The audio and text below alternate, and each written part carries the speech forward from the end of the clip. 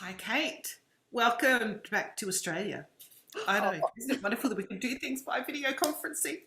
We love the video conferencing, and I mean, we've always FaceTimed. When was it I came to Australia? It was late 2014, 2014, right? a long So time it's a ago now. long time ago, and it's still so important to me, that whole experience. What you showed and shared with me, it actually changed my direction significantly. It Oh, was that makes me feel just so amazing. funny. Well, we hit it off at the airport, didn't we? Yes, I That picked you up at was, the airport. That's right. you brought my family and me to Australia, and we stayed with you for 3 weeks, and we met at the airport, and we just started talking there. And I don't think we stopped for 3 weeks. I don't think the husband nor the son had much of a chance. They just got a chance to look around. So Yes, and we've been chatting ever since, and we've FaceTimed, and now we're Zooming, and it is just fabulous, a fabulous relationship that we've kept going all the way through. So it feels really privileged on my part for you to be interviewing me in these first interviews of the Arty Talks, that each of the fellowship are going to ask me questions, and from the relationship I have with you, drawing out the things that are important in me. So go on then. What you got? well, I'm actually one of the things I'm really interested in, and that I noticed, and we've often spoken about the differences that may exist between Australian and English students and so forth.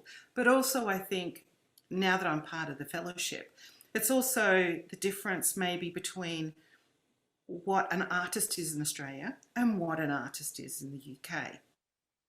Really Mm, interested in how you see yourself as an artist, because it's something that you hide under a bushel to a degree. And it's actually, that major question I wanted to ask you tonight was about, or today, depends on where you're sitting, yes. is really how do you see yourself as an artist? How do I see myself as an artist? Um, I see myself, being an artist is really important to me. Really, really important to me. And it's why I get out of bed in the morning. It's what drives me. It's that passion. Um, and I think that that is just such an important part of my life. But equally, I've got the being an educationalist, and I kind of get pulled in both directions. And I'm pulled in a good way, I think. I think I've turned that into that sort of friction that fuels, that takes the aeroplane off, that flies, because I'll make my art and be thinking, oh, how can I communicate this to others? I'm so excited about it. I know this will move their work forward. But equally, when I'm teaching and running Artybird Carnforth, and all that that encompasses, I'm sort of thinking, oh, I want to be doing my art, and it's kind of like, right, I need to make a sample for this. Okay, well, I need to sample that for my artwork. Therefore, I can do that in my sampling, um, for the courses that I teach.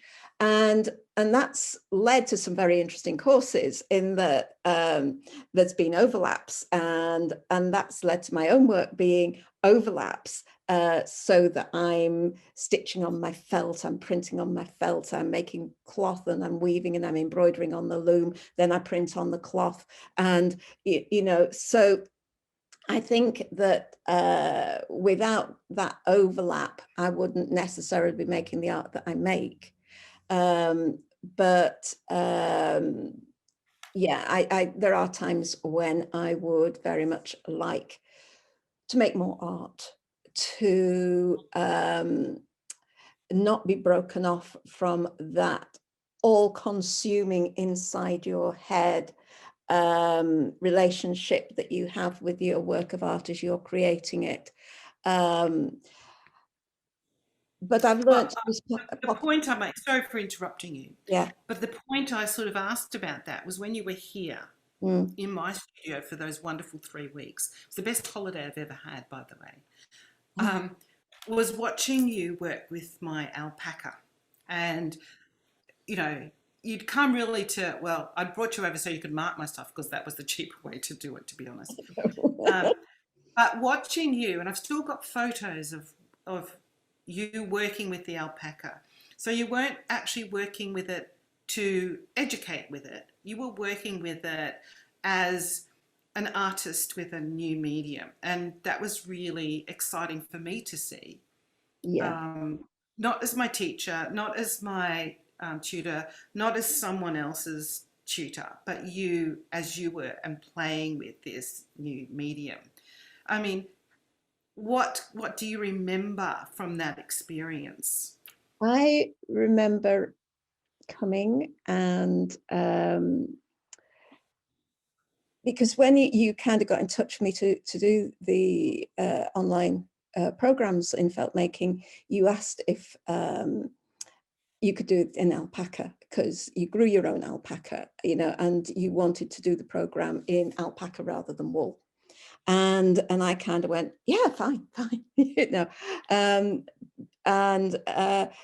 of course you couldn't ship your samples to me because of the seeds and things. It would have cost you a fortune to get them back, which is why it was cheaper to bring me over. And I realized that you trusted alpaca in the way that I trusted wool. So you just knew alpaca inside out. It would take fabric, it would work in this way. You could do everything that my program exposed you to in alpaca. Whereas I had only really used alpaca as decoration on the wool, and I trusted the wool to hold the alpaca in there. So I knew, I took on your belief, your faith. I trusted that and had to take that leap of faith and go, okay, I now have to learn how to do this. The other thing that you said to me when I came was you wanted me to show the landscape of Australia using the natural colors of the alpaca. And I thought, okay, no tall order there. I So don't remember that bit, but yeah, and I had to sit down and learn to make felt, and I just did what I normally do, which is the sample just in white. You were really generous. You said I could use anything in your studio. I mean, you were so generous. And the first one had holes in it. You know, I wasn't controlling it. And the interesting thing was I was making it how you made your felt. And what I had to do was make it how I make felt. And the interesting thing is that I think that however many felt makers there are in the world, there are that many different ways of making felt that you find your own way. So, you know, I was sitting there and I was using, and I'd brought the palm washboard with me, the heartfelt palm washboard, and I I started to remember. work with that. And you were going, oh, that's calming the surface down far quicker than, you know, than it does for you. So it became a two-way thing almost straight away. And so I was working with it and it's an intelligence, isn't it? It's an intelligence of the fingers. And, you know, in China, you know, traditional Chinese, it takes 10,000 hours to become a master. And so it's learning how to touch the textiles, the different stages, without necessarily engaging the head as such. You just are doing it quite naturally. And I learned really, really quickly how to do that with the alpaca and how to manage it. And then it became really interesting because I wanted to see how that would work with things. So this was a piece that I did whilst I was with you. It was one of the first I pieces. remember. Yep. And it's got, I'm already starting to think, how can I use it in my own work? So I've already got a piece of scrim here and some threads. I think those are your dyed silk threads, aren't they? Yeah. And I stitched on that because I'd bought some fusible soluble with me to show you how to use that to control the fabric, so you could stitch in it before you laminated it. But you also, if I can rip this off, showed me how the colors come through from behind and how to layer the colors behind the naturals of the alpaca and how that works with it. And that was something that was really, really important. And I've got my track cords in there, which is another thing I do a lot to create low relief. But interestingly, they get absorbed into the alpaca in a way that I don't get with the wool at all. That it has a real sort of unity. And gosh, it feels nice. I Yeah, know. It's just I wonderful know. to touch. But it was just amazing. And the other piece that I did whilst I was with you, which took me about 2 or 3 days, if I Oh, remember. it took ages. Just took Yeah, ages. was And this I piece. love that one because it was the first time I'd seen you.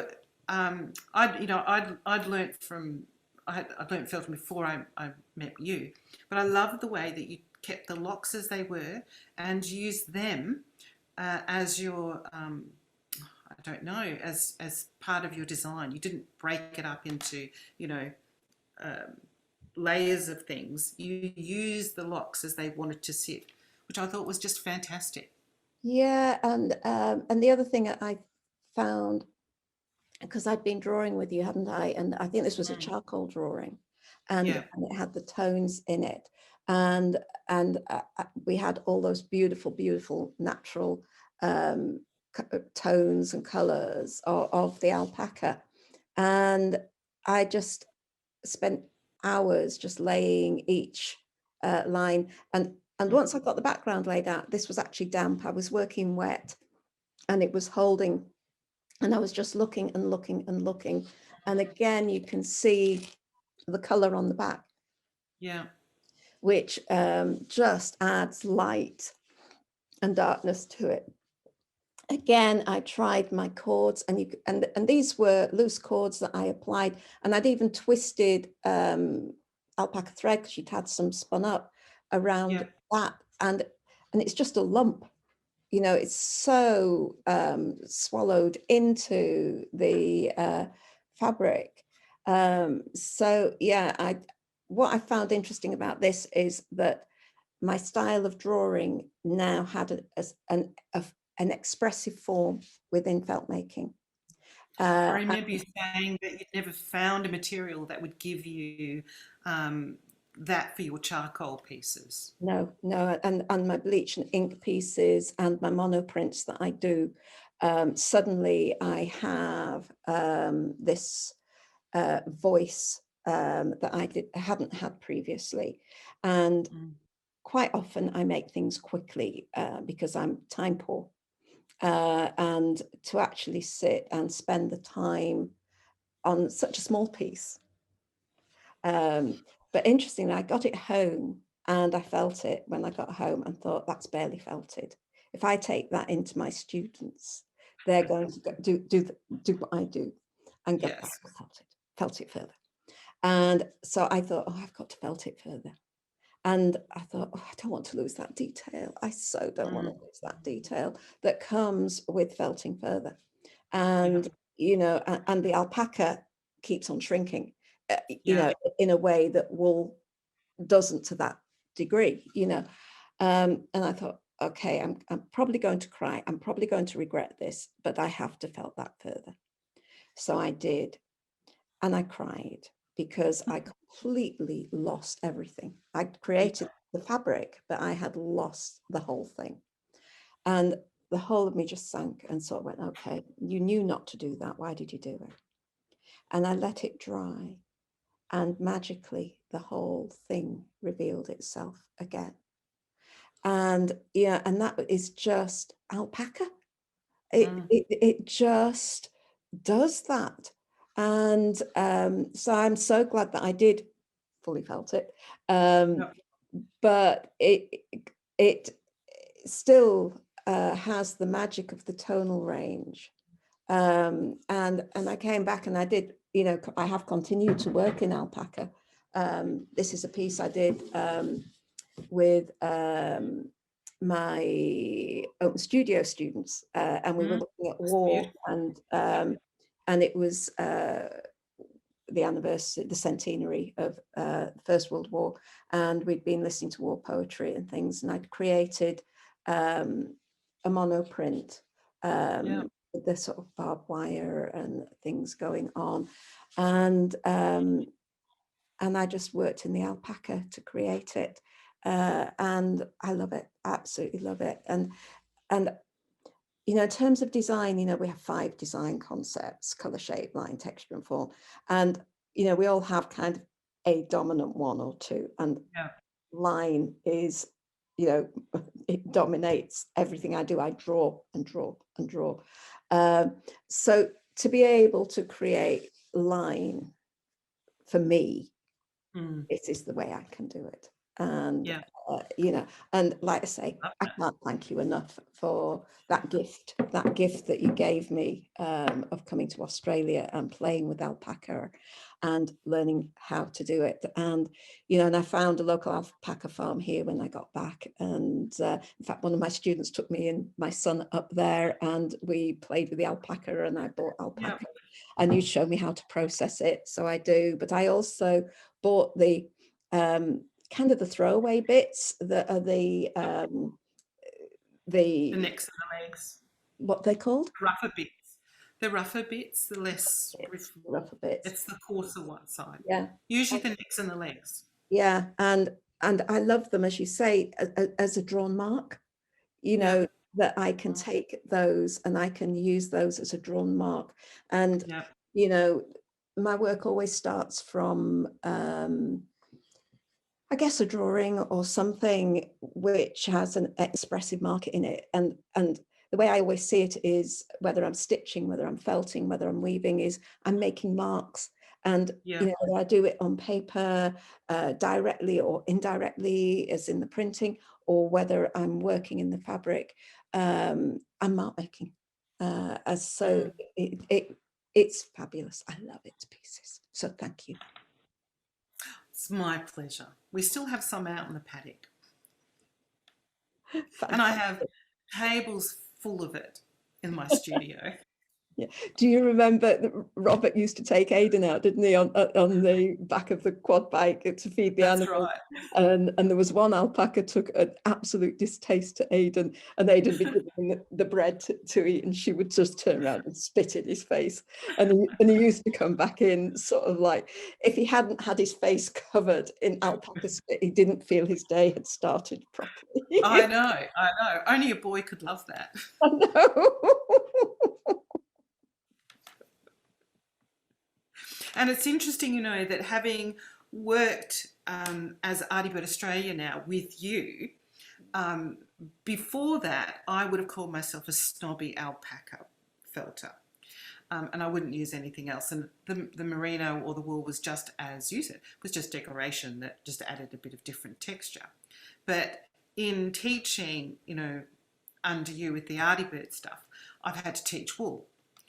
And so now I find that I just use whatever's appropriate for what I want to do, Mm, and which is how it should be, isn't it? You really should be using the tools that suit what the outcome is that you want to produce. mm, And thanks to you and me, thanks to for you know, you mm, can thank me. We mm. both now have extra tools in the basket to work with. Absolutely, absolutely. And it is that development of that, isn't it? That we can feel our Yes. way to be expressive through the media that we work with, because we both work quite cross media now. Yeah. And you know, City and Guilds is amazing, and they have their own an independent way of working. They have Queen Victoria set them up. They have this unique way of being able to educate, and certainly, you know, as I've worked with them for over 20 years now, I've just come to really appreciate this three legs of the stool, as it were, that, you know, the design, the sampling for design, and then the making, that that you need all three to be able to move forward. And that's a really, that City of Guilds things is really interesting, because here in Australia, it's not well known at all, City and Guilds, even though they're internationally, um, you know, Mm, deliver mm, various things. Um, but certainly that element of the design, the sampling of design and the making. I mean, because Australia sort of runs on workshops more than anything. So it's people come into Artybird Australia, not so much because it says City and Guilds, but they learn about it while they're here, you know. But I've introduced to a design element now into all, even my, you know, off the cuff workshops, all have now start with design, mm. and as in some form. I really like it, because you make it now, whether it's a City and Guild thing or yourself, I don't know. But well, let's say it's you, because I think it's actually you. You make that design element very accessible. So as you say, people say, "Oh no, I can't draw," or "I'm not creative," or "I can't do that." But you know, that accessibility of, you know, with the paper collage, with all those sort of things, that, you know, using something as an inspiration, you don't have to pull it out of your head. In fact, that probably doesn't work anyway. But you know, you do make these things very accessible for your students, which is, I think, a great gift that you offer. Yeah, and it's something I had to work at, Mm, because, you know, when I was doing art at school, it was kind of draw this, do this, and then the teacher would go off and then come back and see what you'd done. mm, And I don't actually remember really any lessons where I was taught how to. So when I ended up as an art teacher, I thought I need to be able to teach these things. mm, And so I read a lot, and I looked at a lot of books, and did a lot of research and a lot of practice. And basically, I taught myself to draw. I taught myself to do these things in order to be able to teach others.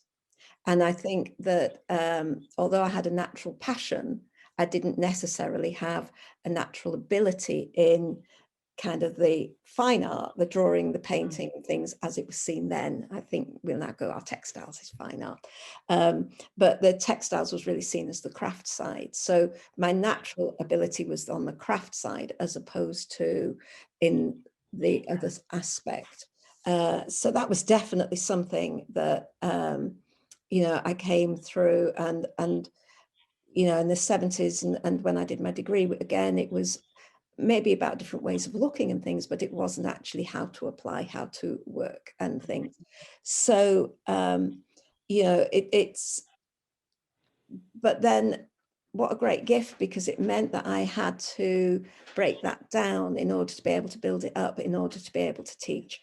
And that has given me so much pleasure, teaching people to design. And I always say, we're not doing a City and Guilds in painting and drawing. What we're doing is we're acquiring knowledge about what we want to say about what we're doing. And I'm giving you the tools to make invisible the invisible, as Paul Clay would, yeah. to paraphrase him. And I just think that that is empowering. It Mm, makes that shift into professionalism, that you have a voice of your own, and not just repeating what's gone before. There are times when you copy, because walking in the steps of another maker teaches you things. Um, and it's important that those copies aren't put up for sale and things like that. yeah. But they're a part of the learning process. And then it's, where do you move on from there? And so, yeah, does that answer your question? I've rambled there, but I just feel so, But so yeah, it really does. I think that Well, to be honest, here in Australia, that makes me stand out, Yeah. and that's skills that I've learnt from you. Mm. And I think And that here in the UK now, because of the way that City and Guilds has closed down the design and craft aspect, because of the way funding and things have gone, you know, and we then taken under the accreditation umbrella. And what I was able to do there was to really look at what I treasure about City and Guilds and write that into the programs that we have.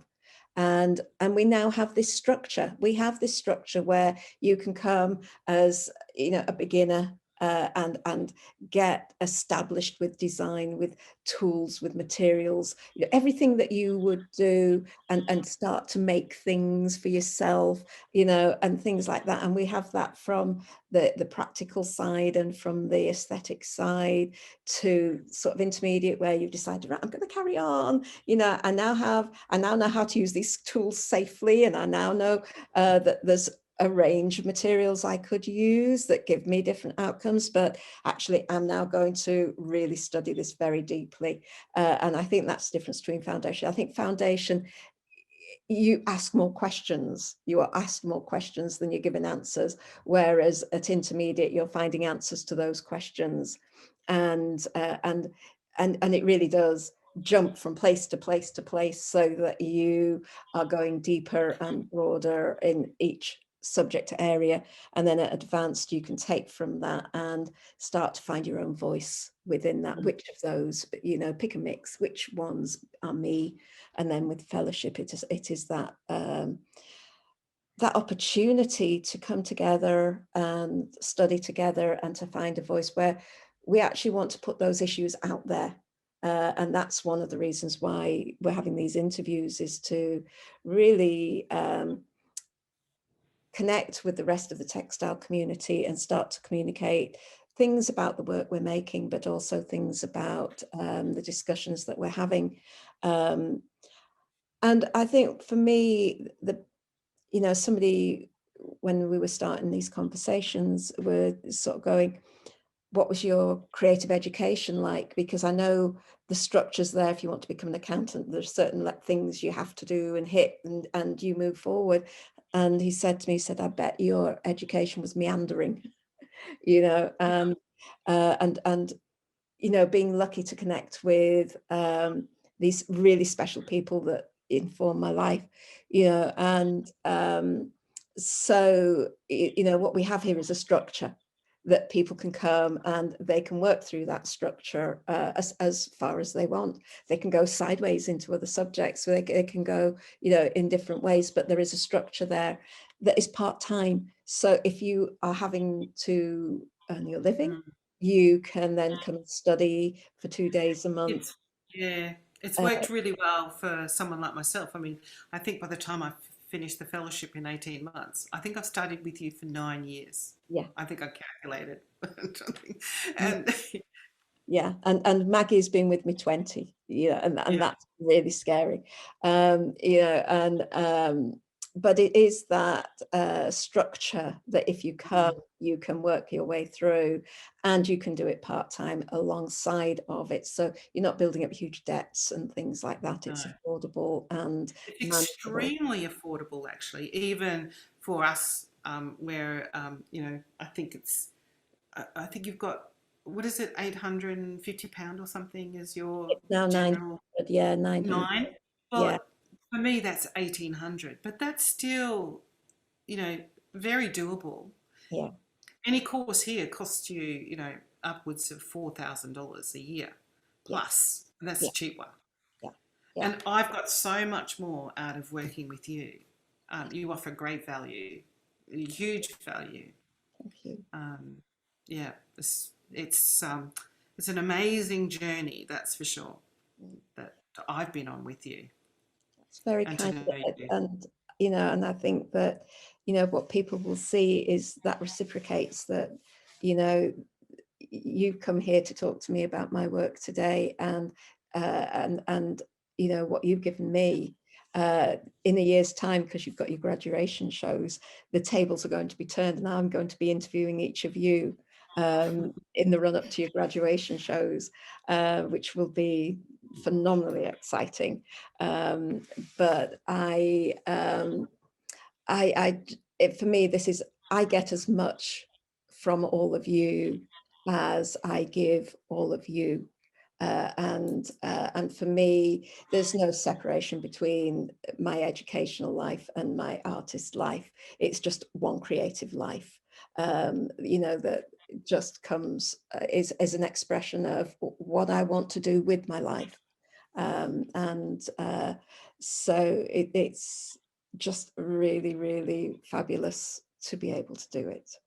Thank you for what you said. It's it's my pleasure, definitely, and I think you know your perspective on the world has very much influenced me, and I've been able to influence others and that sort of thing. So you're right. It goes down the line, and we can share those particular things. And besides, I like challenging you anyway.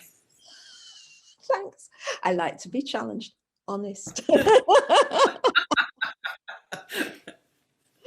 Oh, and with laughter, shall we draw this to an end? I think that's probably a very good point to end on. So I really want to thank you, Kate, for putting yourself out there and showing some of your vulnerability, which is always difficult to do. Thank you very, very much indeed. I've enjoyed it. It's been a blast. Thank you. Okay. All right. Well, I'll see you later See you later. and enjoy your creativity. I will. You go to bed.